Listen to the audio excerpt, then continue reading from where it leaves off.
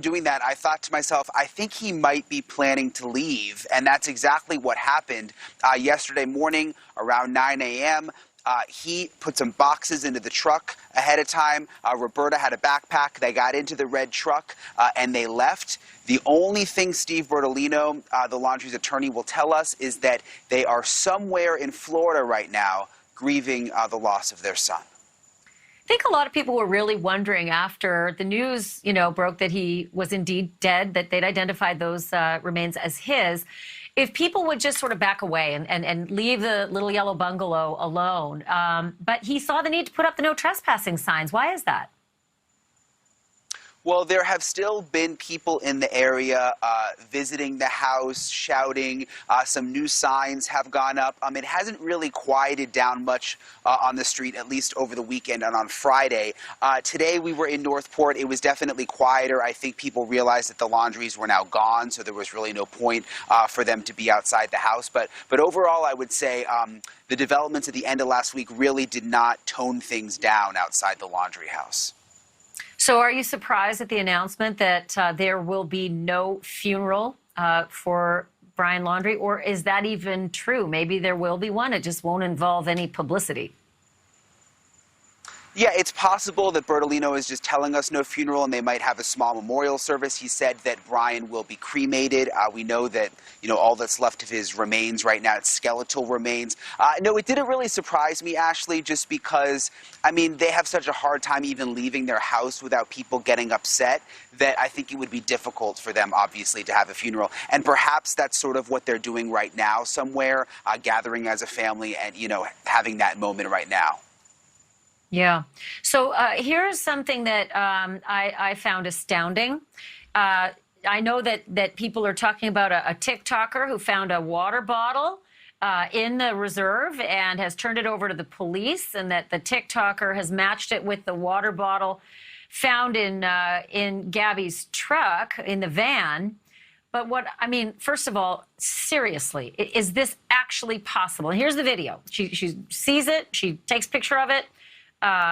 It's a pretty unique little pattern on it, so that would be something that would be unique and memorable. But my question is, the medical examiner came out there. And take a look on the left over there. Can you see that water bottle? It's partly off your screen there. You see that water bottle? Just off to the left, we circled it in red, same pattern. The medical examiner went out there after the remains had been removed, just, I assume, to look for more things, whether it was remains or pieces of evidence, because medical examiners take into account evidence as well as just the body. How on earth could anyone have missed this if the TikToker found it? Well, nothing really surprises me, obviously, with this case anymore, Ashley. And it wasn't just the medical examiner. We were out there. They were doing a grid search of that area. They had put crime scene tape up all around near where the remains were. Stretching out hundreds and hundreds of feet. And they told us they were searching that area for any kind of evidence, not just Brian Laundrie's remains, but anything. And I spoke to that TikToker. Her name is Olivia. And she says that water bottle was not far from the remains, maybe 100 feet or so. She is a young woman who I have seen many times. She has been outside the house many times over the last several weeks. I've seen her at the reserve. She oftentimes is with her mother. She has quite a TikTok following, more than a million followers. So some people are saying, gosh, could she have planted it there just for attention? Anything is possible, but I will say, I don't know her well, but she's someone that I've come across almost every other day. She called me when she found the bottle.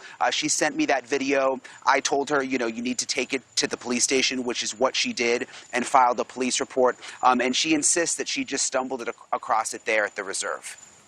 Well, they'll be able to do some analysis on it and hopefully get some prints. But, it would be pretty crappy if somebody decided to play around and get followers. That would be a terrible thing. I'm not saying she did that, but they'll hopefully have that, as it's now part of the investigation. I also don't think if she was planning it there, she would have turned it over to the police. I think that gets you in a whole lot of trouble, because that's equivalent to making false statements, right? Well, yeah, and the other thing is, before reporting this today, I wanted to be clear and talk to Northport Police. This all went down yesterday. I had the video. We waited till today and confirmed that Northport Police are taking it seriously. It's part of the investigation now. And obviously, if that same bottle was already in the van that they have, because if you saw the YouTube video, Ashley, that bottle had a special little place in Gabby's van. They almost had like a little compartment for it. We saw it in all of her old videos. You would imagine if the FBI Northport Police already had the bottle, they would have very easily just told me today, look, like, we already have that bottle. There's something fishy about this. That's not what they said at all. They said, yes, we've taken it in. It's now part of the investigation. So eerie just to see it there in better times. Okay, let's talk about your interview with Josh Taylor with the Northport Police. You got a whole lot of gems, and we were going to unload all of them on Friday night. And Steve Bertolino, it was just the whole hour. So I want to play something that you got with regard to the notebook. Here's Brian's interview with Josh Taylor regarding the situation involving the notebook. Take a look. What is the status of the notebook? That's kind of outside of my purview here at the Northport Police Department. Certainly the FBI has that. They will utilize every tool that they have to make sure that it's handled with care. It was wet, and certainly making sure that's dried out and been able to go through will be very important. Do you know if is anything in it legible at this point? Do you know? I believe that there are some things that can be revealed from that. I'm not privy to exactly what's in there. So, Brian, the question I have is, when we learned that this was salvageable potentially, and that the FBI didn't even want to crack that notebook open until it was dried, I thought, okay, well, by Monday, it's not going to take more than 2 or 3 days to dry that notebook out. And I know they're really tight-lipped. Do they give us any information at all as to when they will actually be able to start forensically looking through the notebook for the secrets that hopefully, will mean that they didn't go to Brian's grave? They did not give us a timeline, Ashley, and sort of what I understood from Northport Police and Josh Taylor was that they had eyes on the notebook. They were able to see that there was possibly something significant in it that could still be read, but that it was wet and that it is now in the hands of the FBI. So I think it's going to be up to the FBI to decide when they want to release what's inside. Even though Brian Laundrie is now dead, this is obviously still an ongoing investigation. So I suspect we won't hear what's in that notebook for quite some time. I sure hope we will. I mean, it's frustrating given the fact that I think the Gabbypetito case will likely be closed if this was the #1 and only suspect and strong suspect, meaning no other suspects. If that case closes, then there's no reason to keep that stuff private. Part of the case. It's not just someone's private belongings. It's part of the case. Okay, so here's the other thing that, we were going to talk about on Friday night. It was just such a big story. Holy moly. The police had eyes on the Laundries from the front and the back, and it was streaming.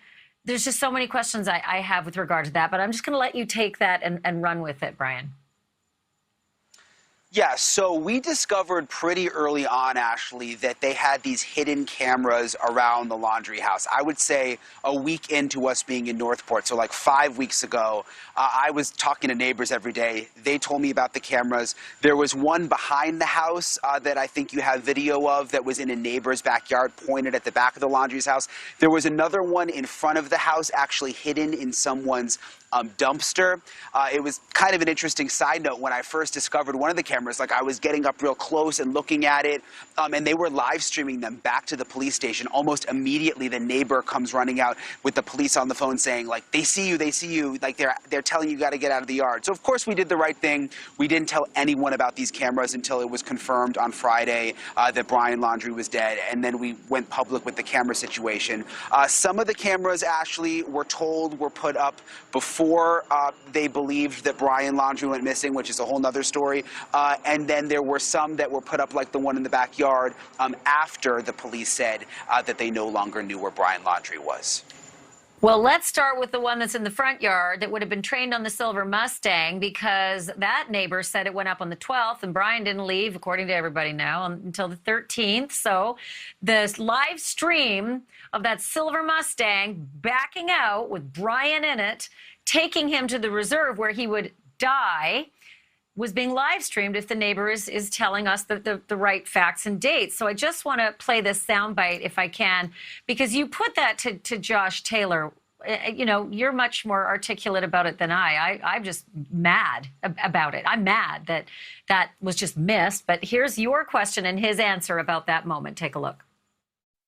Our intention was to keep an eye on Brian, and clearly him going out there, we missed him going out there. So he left in the Mustang and no one knew that he left in the Mustang? That's correct. I mean, isn't it, we've been outside the house. I mean, was there just no one sitting outside the house watching? I mean, did someone like fall asleep? Yeah. I mean, how do you, it's not like he snuck out the back if he left out in the front in the Mustang. Well, again, he wasn't wanted.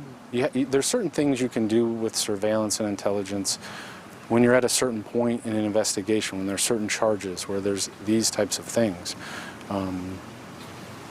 You know, it just, we weren't there at that point in the case. Okay, a couple things there, Brian. I like that guy. He seems really nice. But on the 12th, if they put the camera there, they put the camera for a reason, because they suspected something. Number two, guy comes back to Florida with Gabby's van. Gabby's reported missing on the 11th. Gabby's not in van. Guy won't talk to police. Probable cause. Sorry, but that's probable cause. So they had every right to follow him. They had every right to follow that Mustang. They had a camera trained on it. So come on, there was a reason you wanted to see if that Mustang went anywhere or if anybody went out that front door. So I'm struggling with this one. And then you come to us today with something even more confounding, that when the Mustang came back a few days later, they thought that the person who got out was Brian, and it was not Brian Entin. Who was it?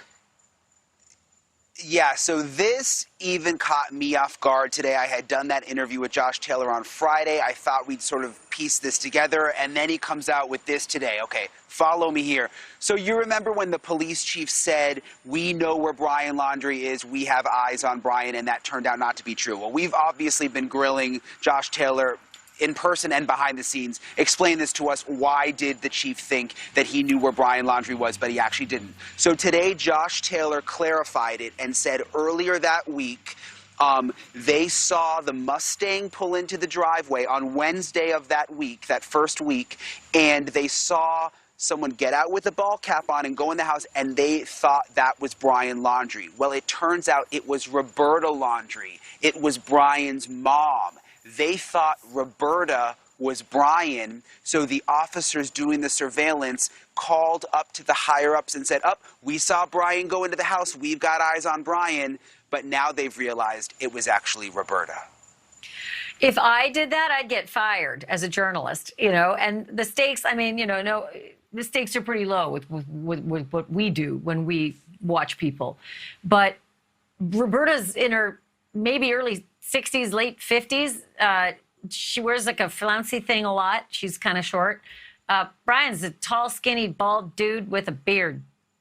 I'm sorry. I just cannot. I can't compute, Brian Entin. I just can't compute. I thought it was a typo. When you sent that today, I thought it was a typo. All right, my friend, I know you're packing up and you're heading to Wyoming, and I know you're going to do incredible work when you're there. So we'll see you tomorrow night with your report from... I don't know if you're even going to make it in time for tomorrow night. Okay, I'm just going to give you the day off tomorrow so that you can compile some good work. Brian, thank you.